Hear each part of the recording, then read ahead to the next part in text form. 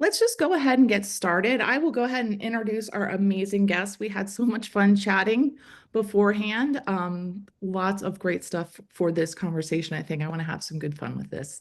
So welcome to our second Tastemakers webinar, where we pair award-winning winemakers with some top chefs in Sonoma County.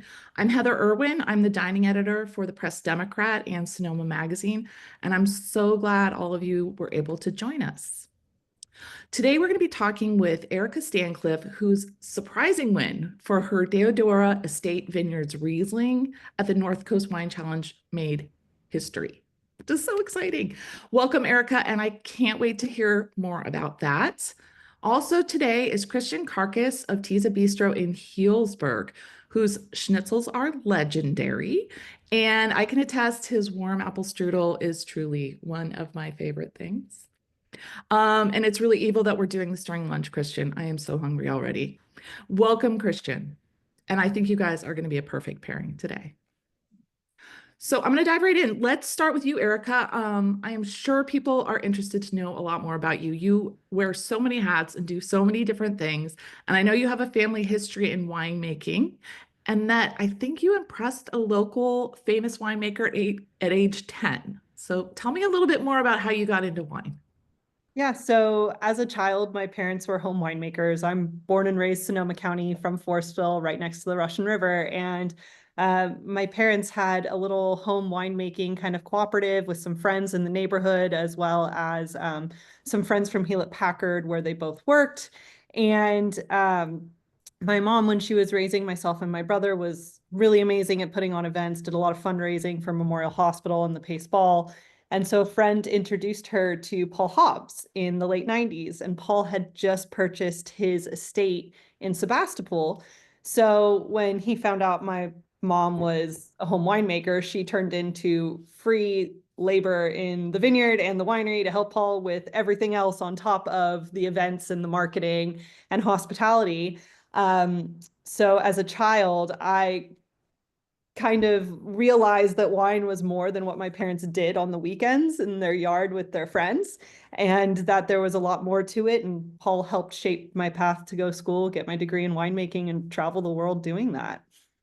Tell me about what I loved as I was reading about you is that you were able to, extract some of the tasting notes from a wine that they let you taste, I assume.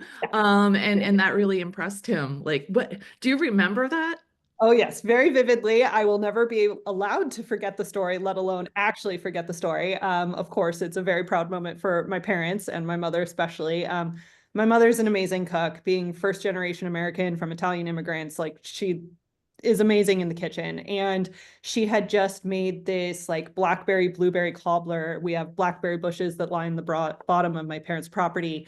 And so being a kid in the kitchen, I was always like, can I sneak some food? Can I help you? What can I do? So I was really kind of exposed to all of these amazing smells and flavors at a very young age, which of course really helped shape my palate. And Paul came over for dinner one night. He brought this amazing bottle of Coombsville Michael Black Merlot. And he was like, oh, can I pour you a glass of wine? And my parents being home winemakers, I was so used to that being the case when my dad needed me to smell something that was maybe off, like nail polish remover or egg. And so I'm like, oh no, I don't want any wine. That sounds horrible. And he was like, got all offended and goes, no, you're going to try this. So I try it. And it just reminded me of my mom's blackberry blueberry cobbler coming straight out of the oven, the crust, the crumble, the fruits, all of the different like berry aromatics and the spices that she used. And Paul was just kind of looking at me and was like, how did you do that? Like a trained winemaker sometimes can't even do that. How did you do that? So that kind of started the journey. You must have a great palate. You must have a really great palate because, that's not easy to do, even for those of us who've been doing it for years. Even for me, as a person who eats food, for a living, pulling out some of those notes can be a real challenge. So, I mean, it's just something I admire in people like you. And I wanted to talk a little bit about this Riesling that you won Best in Show White Wine in the competition. And, I want to know what drew you to working with that grape? Because, I love the crisp, aromatic, dry wines, like yours, and they're really experience a renaissance or a lot of new audience, especially it's interesting because in America, Riesling can have a bit of a reputation for being a little bit sweet. So tell me a little bit about both the Riesling grape that you're working with now and kind of how you styled it. Totally. So I was very lucky that coming on to the Deodora project, the Riesling had been established in the vineyard and another winemaker had kind of started with the style. So it was very easy to keep it going in the same direction because we share the exact same winemaking ethos. And it's also funny you say that because I love Riesling, especially cool climate. The Petaluma Gap has so much to offer when it comes to that wind, that marine layer coming in from the Pacific Ocean. So it's kind of the absolutely perfect climate to get that really beautiful aromatic Riesling where you get so much of that pear and citrus blossom and so much of those really pretty stone fruits, but retain that acidity. And I also had a very good friend that I worked with for a number of years who was so used to Lodi and Clarksburg wines. And so when I told him, you need to try these Rieslings, they're absolutely amazing. He just kind of looked at me and like stuck his nose in the air. He's like, I don't like sweet wine. And I'm like, oh, whoa there, buddy. I mean, this is not a late harvest Riesling. This is, made in a very dry old world style, which just really naturally comes from what that site has to offer in that climate. And then stylistically, as far as what I do for winemaking, it actually goes into a cement concrete egg for fermentation, which just adds such a beautiful textural component. So the wine that won, just aside from it having a little bit of age, which for Riesling just amplifies all of those aromatics, having that textural component with that really pretty Sonoma Coast Petaluma Gap acidity, just I understand why it won, but I'm also still in shock that it won as best white wine because it is a Riesling and Riesling is still kind of getting rediscovered by wine drinkers in the US. I mean, California. Thank you for that because I love them. I love the European style. I love that drier style. And yeah, I think a lot of people are a little nervous and they kind of back away. And that's really too bad because I think it's such a great, we'll get to this, it's a great wine to pair with food because it does both kind of bring out a lot of the flavors of food, especially maybe some spicier foods and stuff like that, but it can really stand on its own as well. And I think that's really special. And speaking of the Petaluma Gap, it's a relatively new AVA. 2018. So relatively new. And there are really noteworthy wines coming from that area. Maybe you could give just a tiny bit more about why it's almost like the coast, but it has its own thing. It's very cool climate. And what made you think this particular wine had the potential for the competition? Oh, totally. I mean, I'm very, very big on the Petaluma Gap. I was the president of the Wine Growers Association. My mother was the president from Trombetta Family Wines who actually pushed through the TTB petition. So like this is a very family like labor of love with the Petaluma Gap. It just not only is it coastal because Sonoma County, I mean, we're also used to the fog layer. We're so used to those shifts. And something we love so much about this county is even on the hottest day, we know that at night we can open up all of our windows. It cools way down. We have a nice little cloud cover coming in from the coast. So we know those temperatures are going to drop again.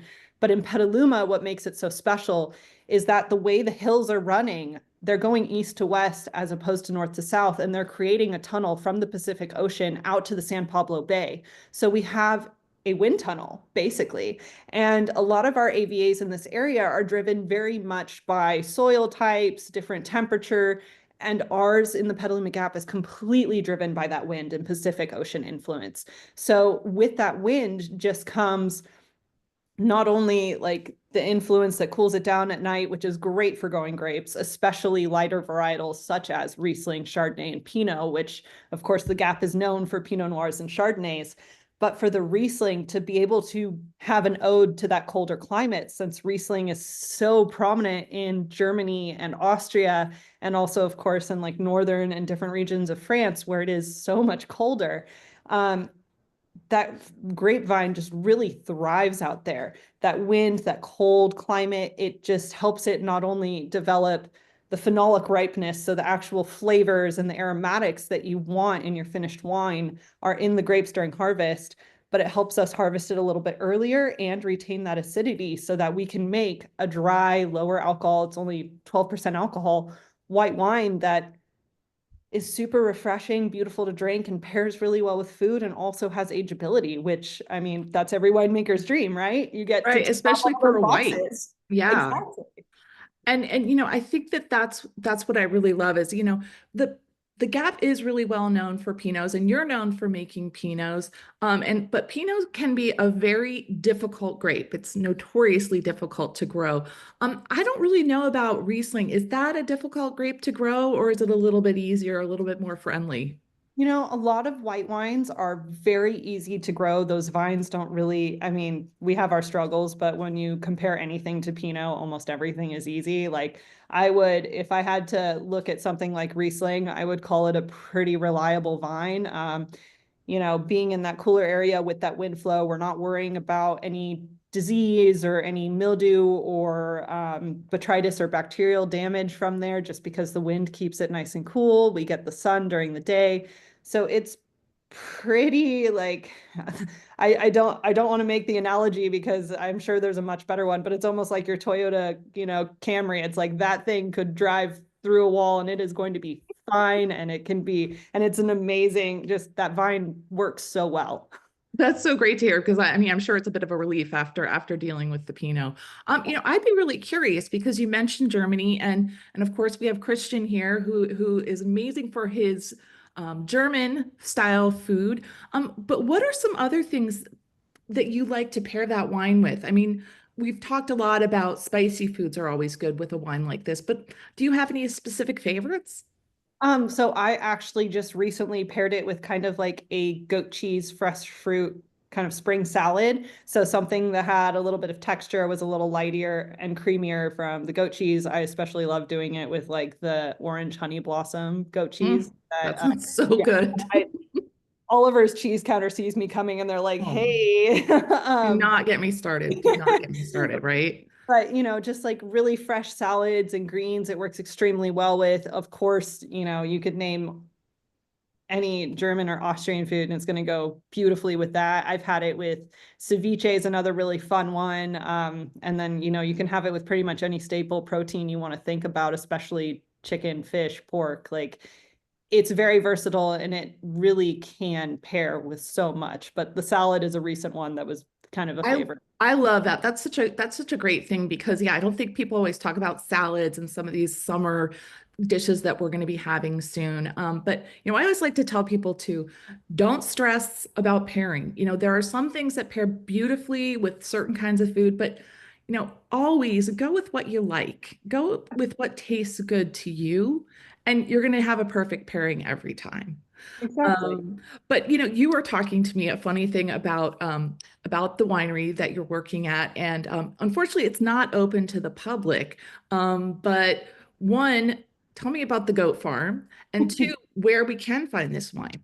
Of course. So the property is located on Chileno Valley Road. We're actually right on the Sonoma Marin border, and Petaluma Gap dips into Marin. So we're right on the border of the two counties. We are in pretty much cow and dairy land of Petaluma. So the owners came and bought this property back in 2013, and it was an old goat farm with just everything you can imagine from an old goat farm that had been there for, the last 30 some odd years, the buildings, the animals, just really there was nothing developed on the property. And they spent a lot of time and energy putting the grapes in, building, their home and a few other buildings there to eventually have a winery on property if we're able to do that. And the vineyard just is it's textbook Petaluma Gap with that wind, a little bit of a rolling hill, all of that fog and coastal influence. I mean, we have fog fans out there for the frost just because it does frost out there. Mhm. But it's also probably one of my favorite places in the county because you can be standing anywhere on that property and you're going to see the animals all around with Petaluma Gap, all of the cows. You're going to see the hawks in the air and you're going to have some really beautiful grapevines to look at the same time. Oh, that sounds great. Now, if we can't get to the winery, Yeah. because it's appointment only, is that correct? We're working on that right now. So when I Okay. came on board, The first thing I did was get us a website. So That's important. deodora.com. So now we actually can sell direct to consumers because we weren't doing that just yet. The owners had just been putting so much effort into the property and making the wine that we're just now getting the brand to market, which is why we went to the North Coast Wine Challenge. I thought it would be a great way to showcase these beautiful wines from this amazing estate. So of course online, and then, we are in a few little local spots. So Willoughby's in Petaluma did just pick us up because of the North Coast Wine Challenge, which is super exciting. Great. For anyone, I know it's not Sonoma County, but we are in Marin in Mill Valley Market, as well as Sausalito at Bacchus and Venus. But otherwise, we're just really starting to get our foot in the door to the Sonoma County market. Oh, that's so great. Well, congratulations on the win. And Krisztian, I know that you have a glass with you and you have tried this wine. There Yes. you go. We are already partying. Yes, you're already I partying, aren't just you? get this wonderful wine from Erica 2 days ago, and then we really enjoy it, and we're really glad to be here. Well, it's so great to see you. And let me step back a little because let me mention too, you also have some great wines at the restaurant as well as some great beer because wine and beer, that's what we're all about up here.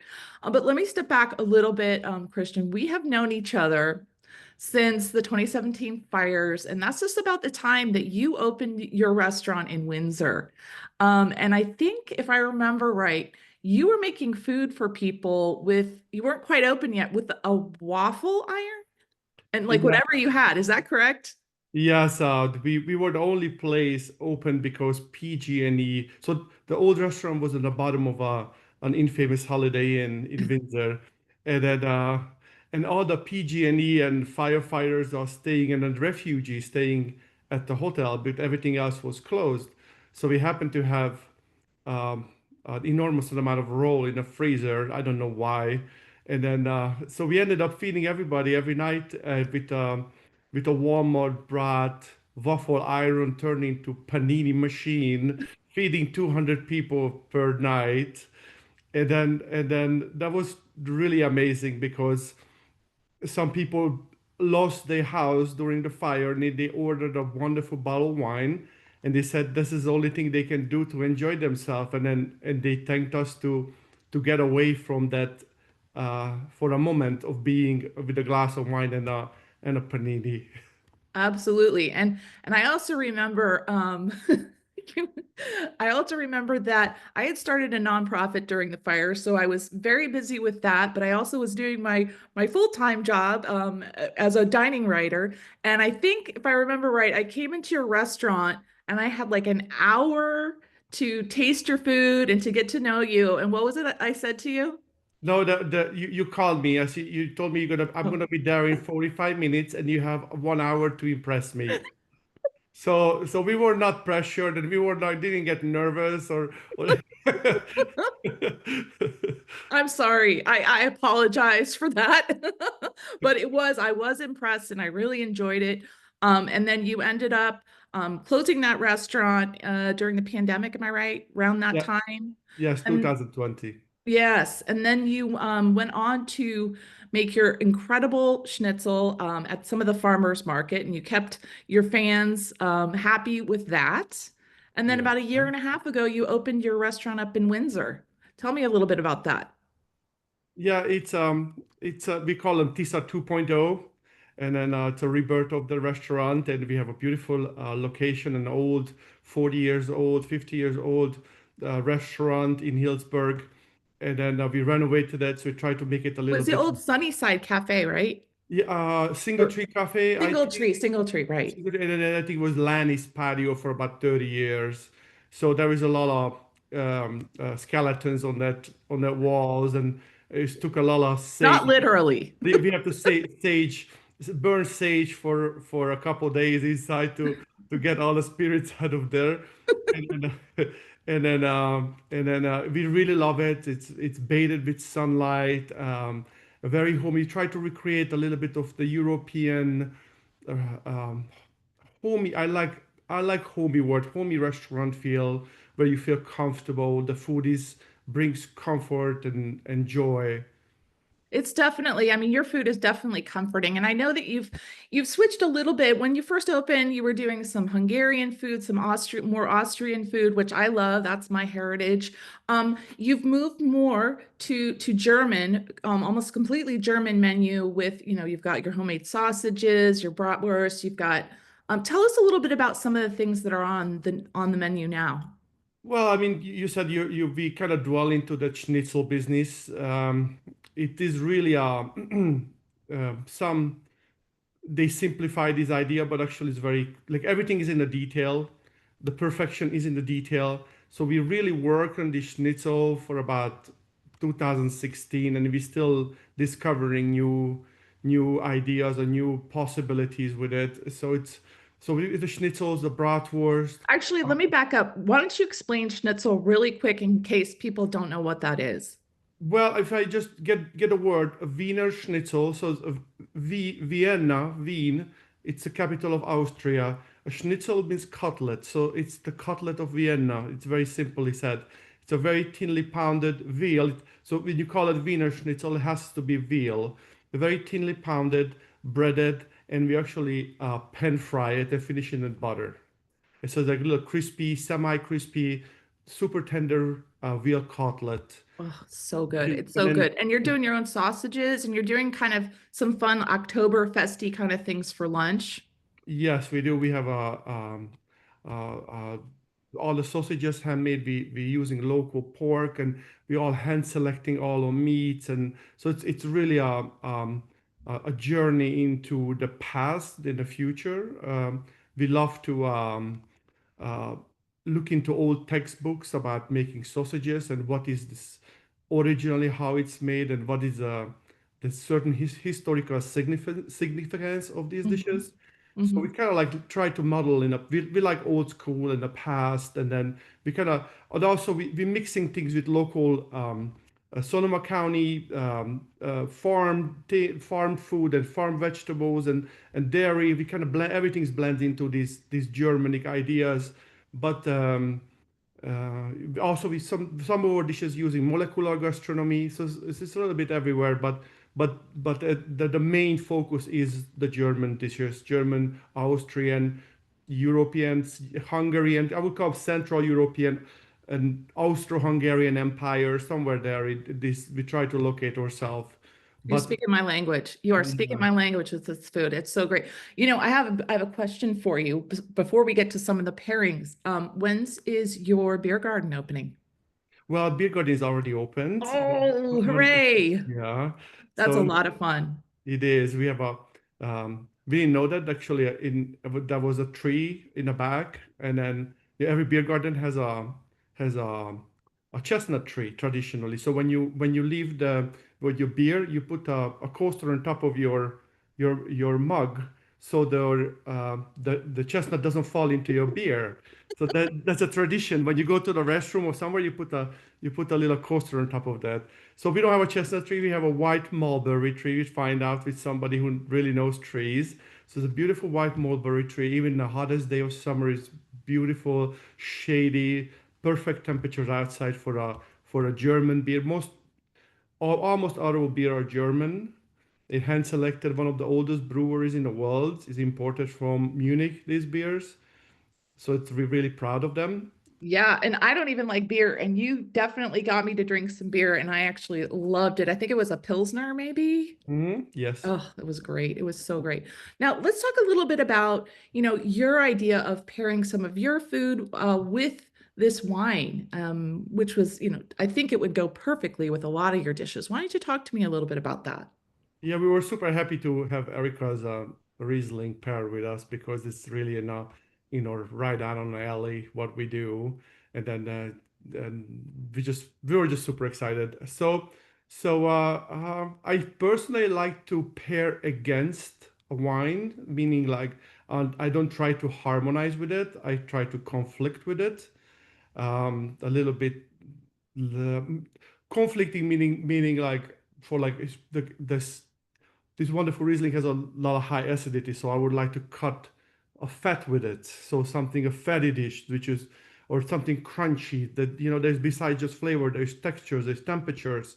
So many things put together in a dish. But I generally I love to go against that, kind of like contradict it a little bit. Yeah, I mean, I like that. I think that that's what's so great about some of these aromatic whites is when you are having heavier dishes or more comfort food or something that's fried or a little fatty, it definitely it just cuts that and it makes it's just such a nice experience to have that yin and yang kind of those Yep. opposites as you said. So, what are you going to be serving at the North Coast Wine and Food Festival? Well, we decide to serve Spätzle, which is like a little Oh, pinched dumpling. So it's mhm. dropped in boiling water and then tossed in soft butter, and then we would blend together with like an Alpine Emmentaler or Appenzeller, and Yeah. then we would serve it with a crispy pork belly, a Duroc pork, or I try to get a Mangalitsa pork belly, which is we love heritage breeds porks, Mhm. so it will be Duroc or Mangalitsa pork belly with cracklings. So it's And the something, Mangalitsa is actually a heritage breed that's from Hungary, I believe. yeah. And they're kind of hairy, right? Uh-huh. And You know that, yeah. I know the Mangalitsa because there are some that were brought over here. There was a special project to bring them to Sonoma County, and they are just a wonderful, wonderful breed of pig with lots of fat. So I hope you do get that because I will be Yeah. very excited to have that. There's somebody in Windsor actually to raise them. Yeah, yeah. Oh, that's so exciting. Well, that's great. Well, thank you both very much for talking about your wine, Erica and Krisztian for talking about your restaurant and some of the great pairings that we can do. We're not done yet. I know that listeners can meet you in person and try some of the best food and wine in Sonoma County at this year's North Coast Wine and Food Festival that's on June 14th at the Luther Burbank Center. It's such a fun event. It's one of my favorite events of the year. There's more than 100 wineries and 20 chefs. You can get tickets at northcoastwineandfood.com. I don't know what else to say other than I'd love to open it up for some questions. Do you have any questions? Nobody has a question. All right. Well, I thought maybe we'd do a fun thing. If anybody wants to think of a question, again, you can put it in the chat. You can unmute and just ask your questions. So that's fine. Go ahead and interrupt us if you want to. Okay, speed round, guys. What is your favorite taqueria? I'm a big fan of Gallo Negro in Windsor. I mean, Ah, food's great, but their cocktails are also amazing. And, a good taco and a good margarita go hand in hand. and can you still get them at the drive-through, a drive-through Yeah. margarita? Oh, dangerous and fun. Krisztian, how about you? Al Sombrero in Healdsburg. Really? What do you like to get there? Ah, I'm a big torta aficionado. Oh, I okay, the love sandwiches. tortas and when some kind of organ meat. Of course, that makes absolute sense. All right, your favorite place for grabbing a glass of wine? I'm a Willie's wine bar. I mean, I've been going there for so long. I miss the old location. I love the new one, but yeah, Willie's wine bar will always be probably my favorite place to find random stuff. That's I love going there. I know they have a happy hour now. It's just such a fun place to be. I know that you were saying, I think, are you involved with Punch Down or do you have some wine at Punch Down over at the Barlow?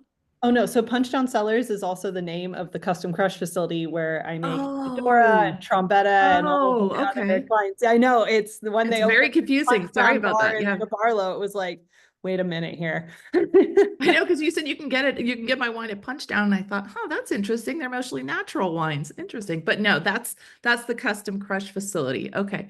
And I thought I saw somewhere that you mentioned Region. Do you ever go to Region over there? We actually Trombetta used to be in region. We're not right now. But we were there for the first few years that they were in operation. And I do love that place too. A girl I mentored through the wine industry was the assistant GM for a long time. So I do love It's that place as so well. fun. And if folks don't know about that, they have a wine wall of many, many different kinds of wine. And maybe you can explain it better than I can, Erica. You put your card in and then wine comes out. Yeah, you get like a little kind of card. If you've ever been to the Matheson, it's the same idea as their wine wall, which is also fabulous. You put a card in and you can do a 1 ounce pour, you can do a half glass, or you can do a full glass. And it's all automated. So you just put it up to the spout, press the button once it finishes, and then basically you close out your tab at the end of your time I there. love doing that. And you can get little tastes or a full glass. So if you just want to try something that you haven't had before, I love to do that. It's it's a easy way to try something and say, maybe that's not for me. So I love doing that. Krisztian, how about you? I like the Madison rooftop. Oh, that's a great place as well. I I love like to hang out. that place. Good food, lots of wines, lot of Mm. chefs and mingles, and yeah, just a good Yeah. social vibe there too. Uh-huh. Hey Heather, we have a question from Jan oh. Blasi. Oh, great. Where Okay. is the Riesling vineyard located to experience the Petaluma Gap? So we're not open to the public yet. We are working on it, but we are located on Chileno Valley Road.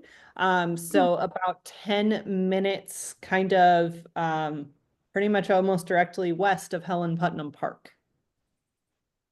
Cool. And they will be hopefully open soon for people to come visit, but are not open right now. You want to say again where you might be able to pick up your wine? Yeah, so right now, I mean, we of course have the website, deodorawine.com, which we do local will call pickup, which means that I get to be the one to either drop off your wine or meet you at our winery facility in Santa Rosa. But Willoughby's in Petaluma carries our wine, and then there are also some markets in Marin County that carry us as well. Terrific. Any other questions anybody has? Guess not. All right, well, I'm going to do a couple more speed rounds because I mean, hey, it's Sonoma County, and I love to hear where people in the industry go. Favorite place for breakfast? So, my husband has been really big into up in Healdsburg, the new Acorn, and he Oh, loves I love that place. burger. Mhm. I also love Jeffrey's Creekside Cafe or Hillside Cafe Mhm. over by the Flamingo. That is probably my favorite. I get their vegetable and chicken hash almost every single time I'm there. I love that place. Absolutely. All right, Krisztian? Sorry to disappoint. I don't eat breakfast. Not even some leftover apple strudel? Yeah, here we go. I would eat that for breakfast every day. All right, here's a loaded question. Trader Joe's or Oliver's? Depends how much money I have to spend on it. Because I do both. Absolutely. Absolutely. And Costco. Those and Costco are my three that I visit pretty much every. Krisztian, do you have a favorite? Absolutely, Oliver's beats I know. everything and everybody. I can contest that one for when we needed something, a restaurant, something like, oh my God, I forget days, and then they just imagine just have it. Like I don't know how, but any crazy stuff we ever need, on a whim, they have it. And you have is it Big Jim's up there as well? Big John. Yeah. Big John's, I'm sorry. Yes, that's an amazing restaurant or grocery store as well. I could just be in there and walk the aisles for hours. Okay, last question, Napa or Sonoma? I mean, you're asking a Sonoma County born and raised Sonoma County winemaker who also makes wine in Napa where she prefers. And I live in Sonoma County, so I think that's my answer. Absolutely. Good answer. Krisztian? Yeah, I'm Sonoma. I was Of course. in Napa, but I changed sides along the way. Well, I want to thank you both for taking the time to be here today. I have learned so much about both of you. You're both just such great people and so fun to talk to. So unless we have any other questions, I'm going to go ahead and close up. Erica, hopefully I'll see you soon. And Krisztian, I'll see you on the patio. That's right. Thank you. Okay, thanks so much. Thank you. Bye. Bye.